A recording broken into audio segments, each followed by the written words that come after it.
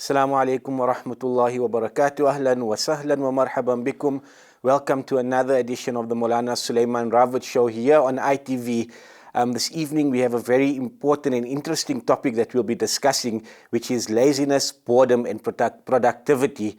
But before we get to the main topic this evening, South Africa, as usual, has been there's been quite a bit of news this week, and I'd like to put Moulana on the spot this week. Moulana, assalamu alaikum wa rahmatullah. Wa alaikum assalam wa rahmatullahi wa barakatuh. Muhammad, to you and to the viewers, and nice to be back in the studio with you. Yeah, we're getting this quite often now, but it's really nice being with you in studio.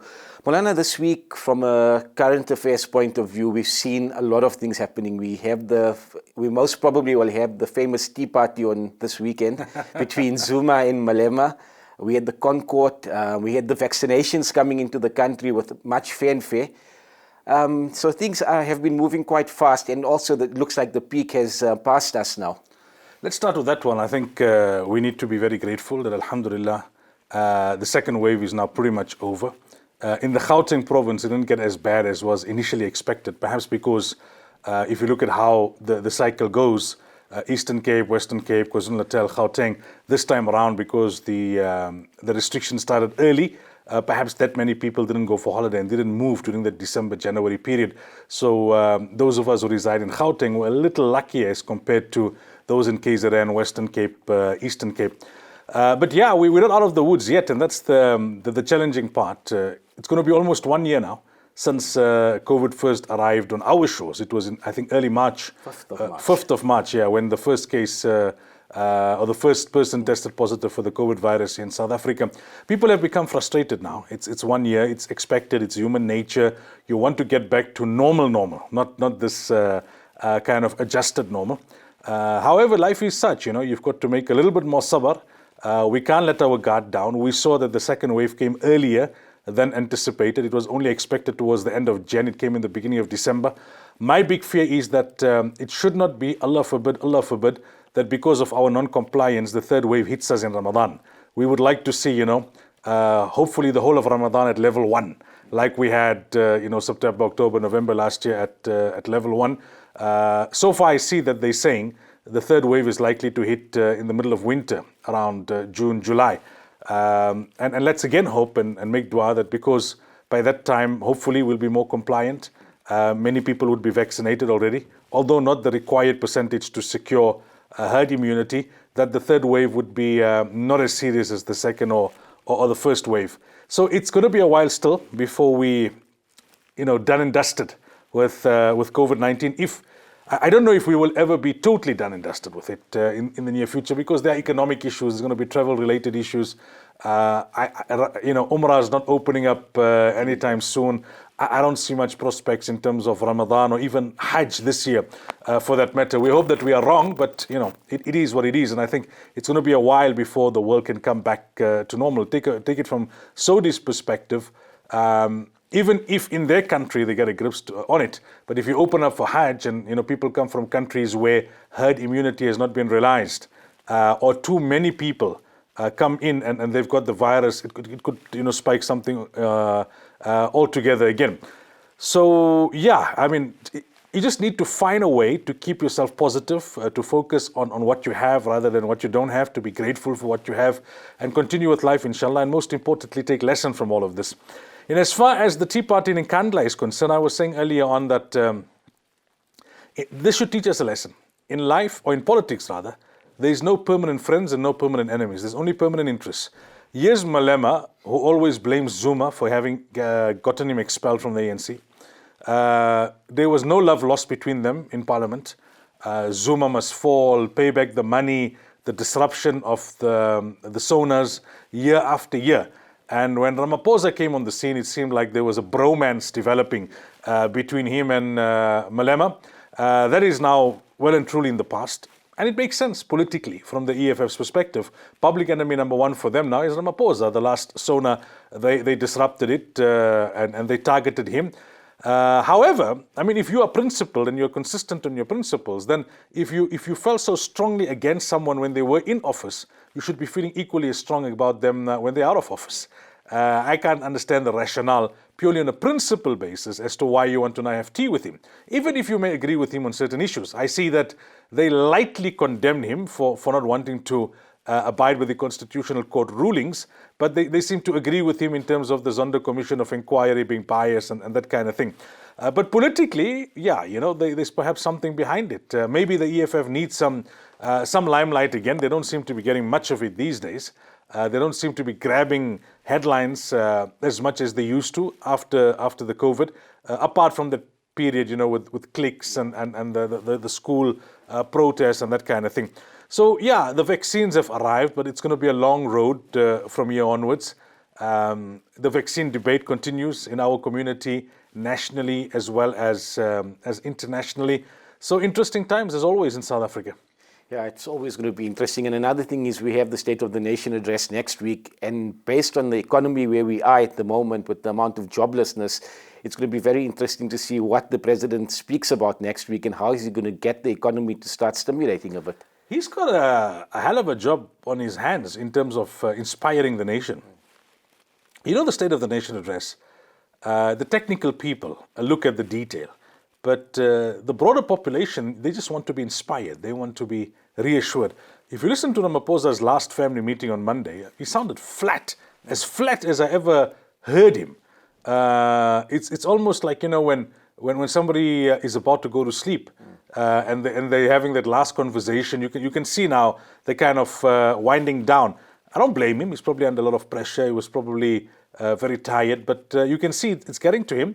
And that Ramaphoria is long and truly over now. You think of that first SONA that he delivered back in 2018 after Zuma was forced to step down, and there was this positivity.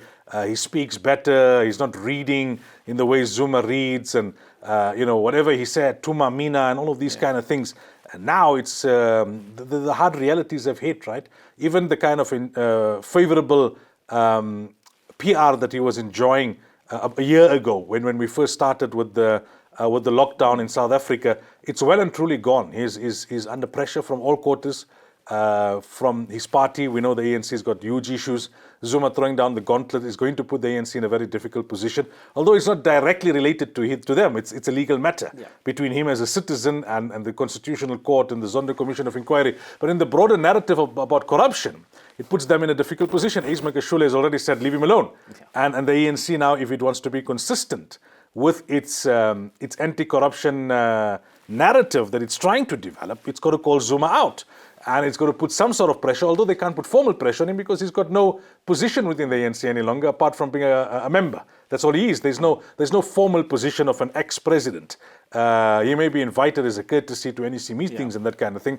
But from the the perception point of view, they're under pressure. So Ramaphosa is definitely a man under pressure. I think our expectations should be moderate when it comes to SONA. Yeah, I don't think we should think too much about it or expect too much, to be honest. Yeah, I don't think we're going to have the fanfare and the normal pomp and ceremony. But it's going to be interesting to see what he says. And then we have the budget coming up as well. So the next few weeks in South Africa is going to be very interesting to see where we are as a country and how we're going to be dealing with the issues that COVID-19 has brought upon for us in the country. Absolutely, absolutely. We're going to take our first break now. When we come back, we're going to be discussing our main topic for this evening, which is boredom and being laziness and things like that. So stay tuned. It's a really important and interesting topic. We'll be back shortly.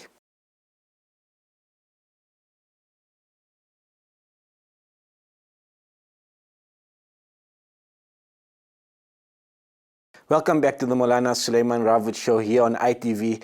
Now we're going to get to our main topic for this evening, which is laziness, boredom, and productivity. So many times we hear that time is money, time is gold. But despite hearing this all the time and the fast-paced world that we live in, we always sometimes have this bouts of laziness, being non-productive and being bored. Moulana, it's a really important topic, especially in the circumstances we are in with people being in lockdown, working from home, etc., being lazy, being bored at home, and also the productivity. Lots of companies are complaining about that.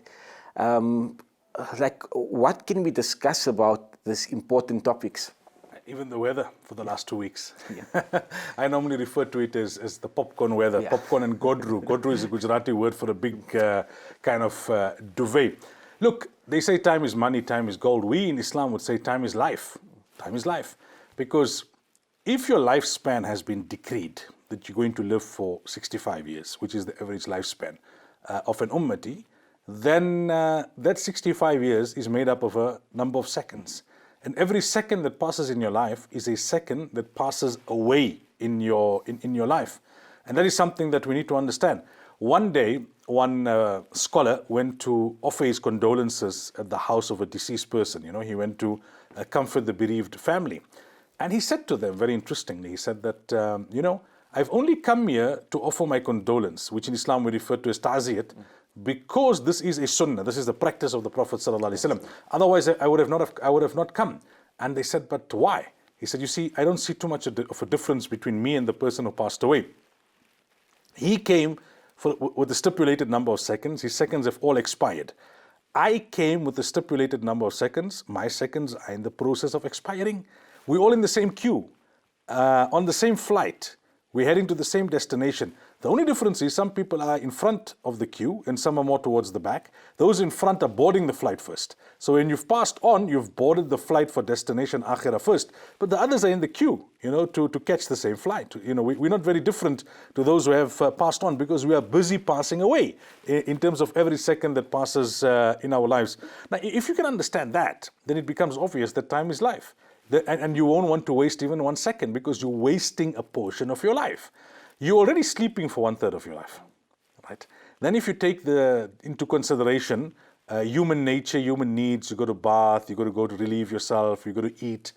Then in terms of being purely productive, half your life is already gone in that, in sleeping and in eating and in dressing and doing those mundane things. So from 65, you're down back to about 30 odd years. Then from there, you take out the period where you were small and you're a toddler and you didn't understand much of life, and that you were still finding your feet and growing up. Another 10, 15 years gone there. Well, what do you have left? 20 years on average, where you can actually be productive. So we can't waste time. We just cannot, because when you're wasting time, you're wasting life. They say squandering time is worse than squandering wealth, because if you squander $100 today, you can work harder tomorrow and compensate for it. You miss a second today, you cannot find another second. There's no way you can find another second in your life. Ibn Qayyim rahimahullah used to say that wasting time is worse than death, because death separates you from this world, but the wastage of time separates you from Allah. It takes you away from Allah. So yeah, I mean, it's in that context, time is just so important. It's so important, because it is what you are. You are but an accumulation of time for which you are going to live in this world.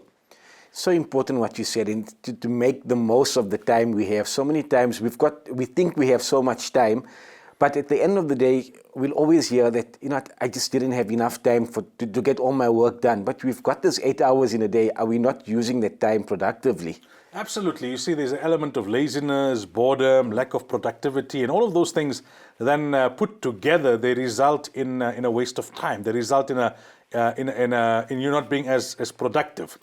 Now, let's just talk about laziness for a moment, right? Because when we talk about laziness, the first image that comes to your mind is of a lazy person just slouching on the street corner, not wanting to work, not want to make any effort in life, just trying to survive on a few handouts here, and they say, lazy guy, lazy bugger. Somebody just staying at home the whole day, not doing nothing. That's an extreme example, an extreme form of laziness. But if we understand truly what is laziness, then we would find and we would know that there's an element of laziness in all of us. It's about managing it. Laziness has got to do with the desire to be idle, to do nothing, to resist effort, a state of being passive, a state of being lethargic. Now, there are different definitions you will find of laziness. The one I like the most is they say, the failure to do what you're supposed to do despite having the ability to do it, that's laziness. If you're supposed to do something now, you're supposed to perform your Isha Salah now, you don't, you delay it despite having the ability to do it, right? And then you're being lazy. You have the ability to send an email now. There's nothing stopping you, nothing more urgent, nothing is an obstacle, then that's laziness. So laziness is not only the bum, as society would call him, on the street corner, wanting to do nothing in life and just expecting handouts from people. Laziness is to be found in all of us to varying degrees.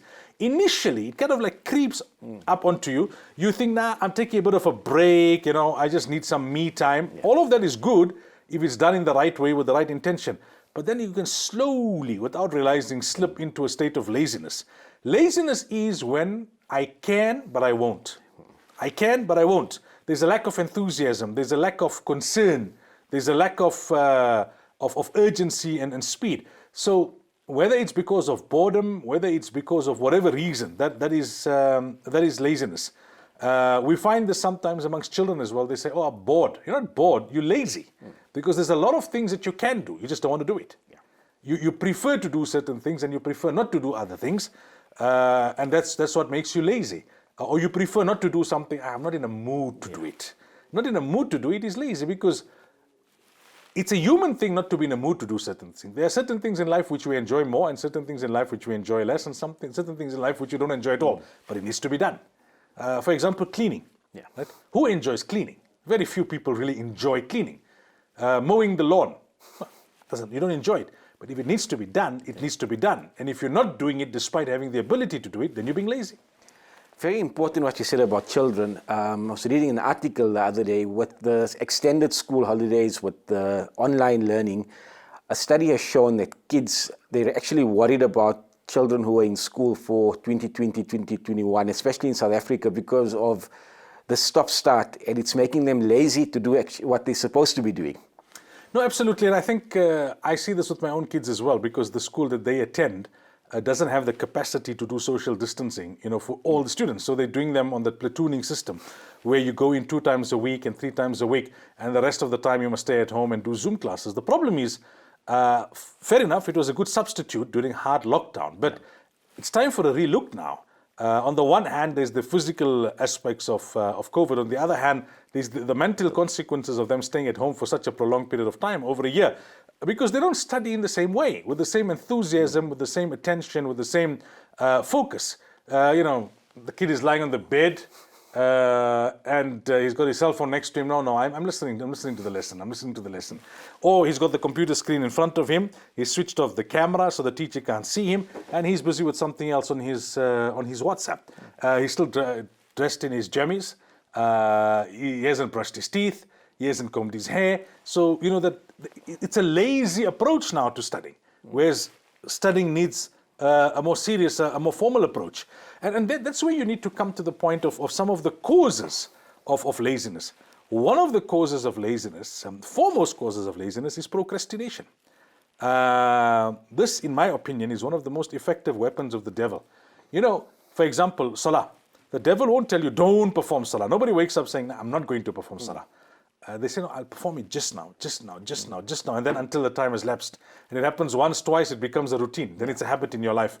When we were young and in madrasa, they used to teach us in Urdu, Aaj ka kaam kal par na tolo, that don't postpone today's work for tomorrow. Tomorrow's got its own work. Procrastination, postponing things unnecessarily. Occasionally, maybe you had a hectic week. You say, you know what, tomorrow's Sunday. I'm just going to relax. I'll deal with this Monday morning. That's to be understood.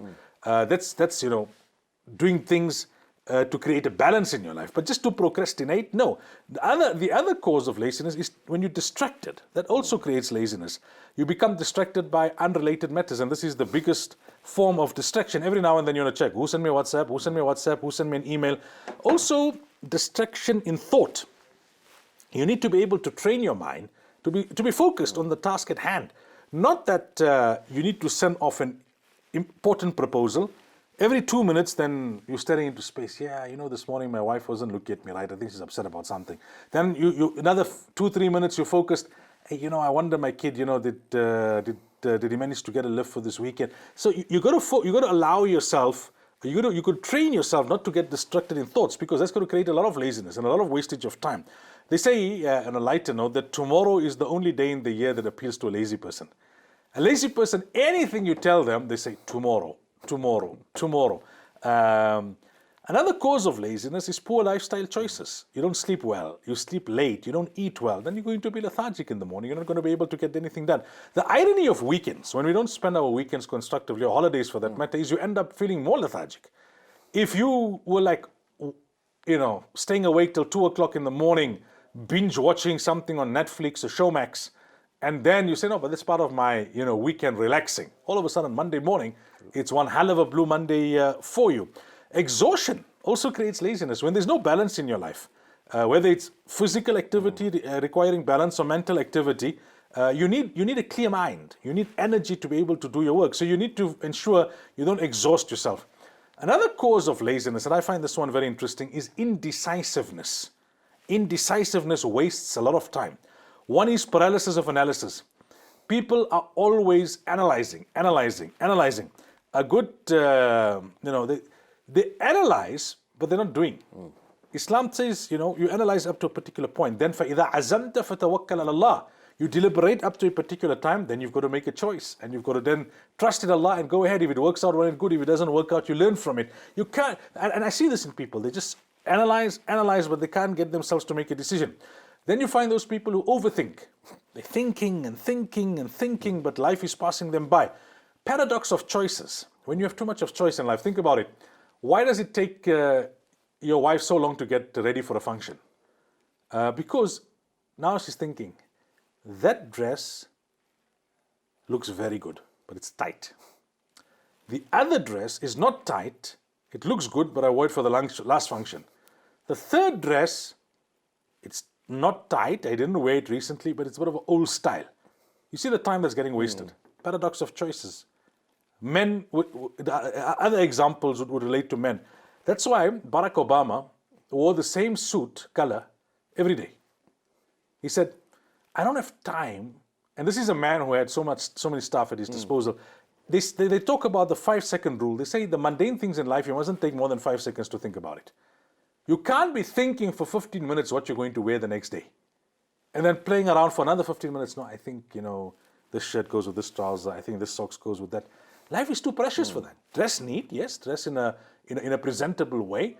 And that's why some people, they just have a set routine. Monday I'm wearing this, Tuesday, Wednesday, Thursday. Or I just wear one color when I'm working.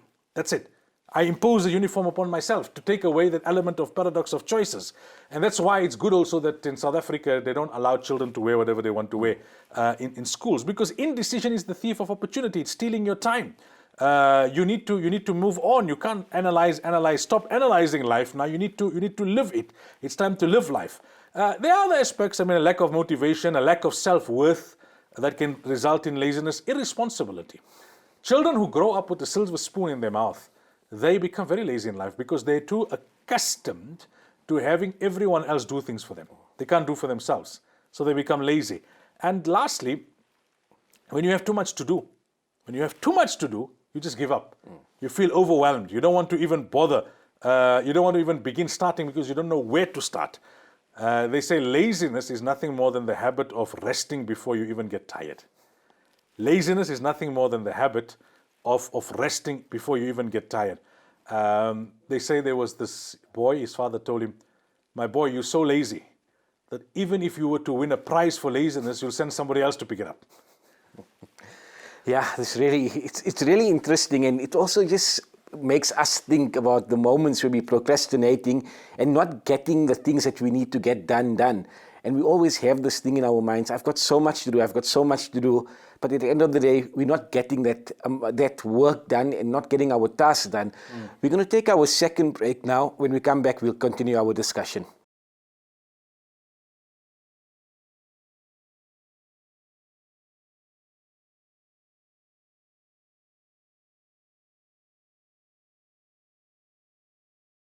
Welcome back to the Moulana Sulaimaan Ravat show, where we're discussing boredom, laziness and productivity. Moulana, we spoke quite a bit on some of the causes of it. In this segment, let's discuss productivity, and we always complain we don't have enough time. What are we doing with our time? And it's so important. As we said at the beginning, time is life, time is money, and it's the most important thing to make sure that we respect the time. One of the consequences of being lazy is that you're not going to be productive. I normally give this example and say, imagine that if a child was born, right, we do a hypothetical. Imagine if a child was born and they bring a big box filled with dollars and they say, right, this is the allocation of the wealth that must last the child, the duration of the child's lifespan. The parents will ensure they look after that box, and the first thing they will teach the child that value every note in this box because that's all you have. Now life is like that. Actually, life is a little more complicated. We've been sent with a stipulated number of seconds which we have to guard. The difference between us and the child in the hypothetical is that the child can at least peek in the box and say, all right, what's the total? Right? We don't know what's the total. I don't know whether I'm going to live for 40 years, 60 years, 80 years, or 100 years. And that's where the challenge of life is. But this much is certain, that every second that's passing, 1 second is leaving that box, never to return. So when you're wasting time, you're wasting the currency which Allah has given you to invest in the stock exchange of the after. That child wastes a note. It's a note that cannot be replaced. You waste a second. It's a second that is actually currency. The currency that Allah has given us in this life to invest in the everlasting life of the after is this, time. Because what you do with your time would determine whether you invest in the year after or not, and the extent of the dividend that you will reap. That's why we say time is life. Now, there's a difference between being productive and being busy. You know, being busy doesn't mean that you're necessarily achieving something. You know, being busy is pointless, and being productive is purposeful. Sometimes you hear people saying, I'm so busy, I don't have time to go to the bathroom. I sometimes have the urge to relieve myself, then let me just send one more email, then the phone rings, then the boss calls, and before I realize 1 hour has lapsed and I'm still not going to the bathroom. So there's no accomplishment in that. Being busy does not mean you are being productive. Productive is where you are purposeful. They say activity gets you busy, productivity actually frees you. Productivity will free you. The consequences of just being busy is that you end up being caught in the rat race of life. More stress, more illness, big impact on your health. You pursue wealth, and in the process you compromise your health, then you take that same wealth and you now have to restore your health. Then we end up treating the people we love the most the worst. We come home, we're frustrated, we're irritated, we're agitated, we're taking it out on them. Our homes become like hotels. We just pop in for a quick meal and for a short nap. And we live under the same roof, but we're in totally different spaces, mentally and emotionally. So you need to find a balance in life. On the one hand, you can't be lazy. On the other hand, you can't just be busy. You need to be active in a productive way. And for that to happen, you need to understand what's your purpose in life. You need to understand what's the balance between your religious obligations and your worldly obligations. You can't be busy in a consumerist way where you're just chasing this world. And chasing the next deal and chasing the next opportunity, because then you are busy and you are not productive. The rat race that we're living in, it's a paradox, because if you think about it, it's such a rat race, such a fast-paced world, but at the end of the day, we still can be lazy, we can still be non-productive in that time. How do we balance living in this fast-paced world and also getting things done without being lazy? You know, somebody said to me that the rat race of today, it's not about racing the rat, it's about being the rat. And somebody told me, Moulana, the world has become such today that, they want everything, including the rat in the rat race, that, everything must be mine. I must pursue everything. I must achieve everything. You have to ask yourself, for what? Yeah. And at the end of the day, for what? There was a good friend of mine, he passed on last year, elderly gentleman who was a musalli of our masjid.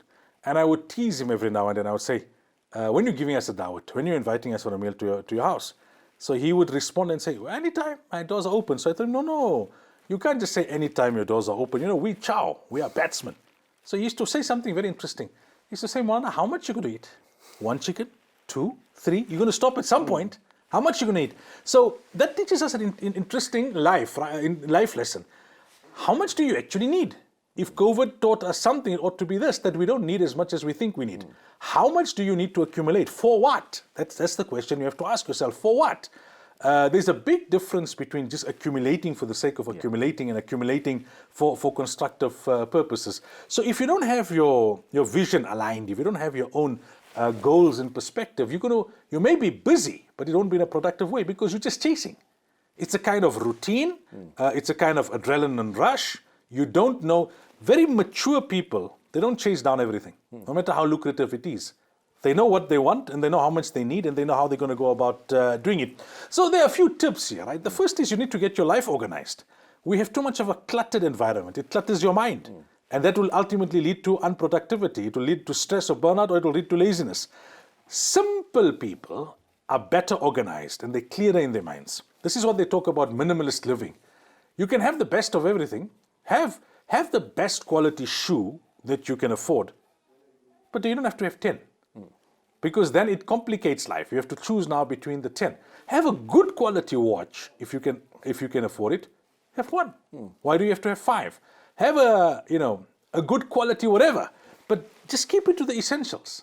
I got one shoe, I got one sandal, I got one techie, okay, maybe for variety I'll have one black shoe, one brown shoe, but keep it minimal as possible. Do I need in my kitchen every type of utensil? Buy what you need, buy the best quality that you can afford. There's nothing against quality. No, not for brand bragging, but for quality, right? If there's a brand, somebody sometimes sees me with something, say, hey, Moulana, name branded jacket. I say, listen, I'm not gaga over a particular brand. But if the brand denotes quality and I can afford it, I'll buy it because I don't want to buy a jacket every other year. Yeah. If I buy it, then it must last me 5 years or 10 years or whatever the case may be. So get organized. The second thing is have a timetable. You must have an itinerary. Great people always knew what they were going to do with their time. They worked with a plan. Even when they relaxed constructively. They did not relax indefinitely. They knew exactly, this is my rest time. This is when I'm going to get my power nap. This time I must be in bed. This time I must be up. And every second, you have a plan for it. Even when you're on holiday, I'm taking this kind of a break. This is the kind of work that I'm going to do. I'm only going to do light reading for the next 3 days. That's it. That's my break. But after that, I'm getting back to this. Break down a task into smaller tasks, so it becomes less intimidating. Focus on one thing at a time. Think about the benefits of doing it. Think about the consequences of not doing it. That will help you to get motivated. They talk about visualization. They say in the morning you must visualize what you're going to do and how you're going to do it successfully. So it builds a positive mindset. It influences the mind. Have an intentions journal. How many of us have written down somewhere what we want to achieve for the week, for the month, for the year, for the next 5 years, for the next 10 years and in our lives? Have it. Innamal a'malu bin niyat encompasses this as well. Innamal a'malu bin niyat is not only when you're performing salah. Nowadays, life coaches are talking about intentionality. This is what it is. Niyyah. That what happens ultimately is in the control of Allah. Umar radiallahu anhu used to say something remarkable. He used to say, when it comes to your matters of akhirat, then don't take it for granted in the morning that you would see the evening. But when it comes to worldly matters, prepare as if you're going to live for 100 years. Plan as if you're going to live for 100 years. Because look, even if you don't live to execute all of those plans, but you'll get rewarded for your intention. Niyatul mu'min khayrun min amali. The intention of a believer is stronger than the action, because actions can happen, they can't happen depending on variables, on circumstances, resources, all of those kind of things. But intentions are there. So have an intentions journal, have a plan. Look, in the end of the day, you have to understand that you are a slave unto Allah. And until you don't allow yourself to be enslaved unto Allah, you will be a slave of your job, of trends, of your hobby. You will only be truly liberated if you become a slave of Allah. And if you become a slave of Allah, then you're conscious every moment of your life, what you're doing, why you're doing, how to do it, and how to balance everything. We need to understand, on the one hand, you can't just chase everything materialistic. On the other hand, you can't shun everything materialistic. This world is not condemned. Making the world your objective, that is condemned.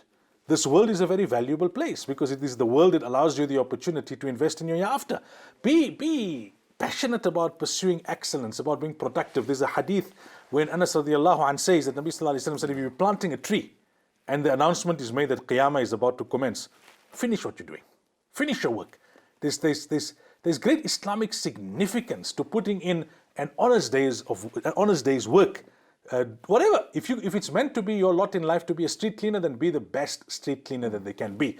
Very quickly, I'll share with you, and I've shared this previously. I was once at the airport in Cape Town, and I was rushing and dashing. I had to catch a flight, and I decided, okay, let me just go quickly to the bathroom, make wudu, and make salah, and then straight to the boarding gate. And as I entered the passageway leading into the bathroom, now the trick is if you need to make wudu, you hit the paraplegic bathroom, right? Because you've got more space to make wudu and you've got privacy. You don't have everybody look at you, what this guy doing, taking a bath here in the bathroom. So now I'm dressed like a Muslim, obviously. And as I'm walking down the passageway, the janitor, he calls me, come, sir, come. I got this ready for you. He opens up the paraplegic bathroom, spotless. Take your time, sir. I know you have to bath for prayer. So I go in there and I do my thing and I make my wudu and everything and I come out. Was it clean, sir? With a big smile. Yes, of course it was. It was very clean. Thank you so much. Have a wonderful day, sir, and I hope you enjoy your prayers. Now you think to yourself, if this person's lot in life was to clean toilets, to be a janitor, they could be sitting there sulking and you wouldn't blame them. I mean, oh, what a kind of a life to clean up other people's filth. He was proactive. He was smiling. He was welcoming. He knew exactly what my requirement was. Now, I felt shy to give him $5 or $10 as a tip. I had to take out something more significant. And guess what? When I took a big note to tip him and he opened his hand, I only saw big notes. That man was probably making more in tips in a day than he was making in salary in a week. And that tells you if your attitude is right, then life will treat you right.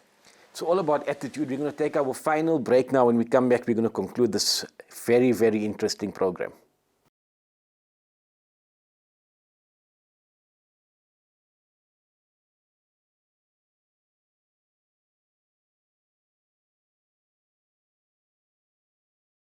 Welcome back to the Moulana Sulaimaan Ravat show here on ITV, where we're discussing boredom, laziness, and productivity. Moulana, you gave us some really important tips in the previous segments. Now let's move on to solutions. How do we beat this? How do we win this war? The best way is develop your routine around salah. That will help you to regulate your time better than anything else. Develop your routine around salah. Don't have a set itinerary and now you're trying to find time for salah in between. No. Salah must be the pivots around which your entire itinerary is structured. It has its spiritual benefits, but it has other benefits as well. Psychological, physiological, emotional. Today the world is gone gaga for yoga. But all of the benefits of yoga, without the harms from our perspective as Muslims, is to be found in salah. Let's just take one example. Fajr. Right? It helps you to maximize on the early hours of the morning. Today, Robin Sharma has written a book, The 5 a.m. Club, where he has concluded that all successful people in different fields are up and moving by 5 o'clock in the morning.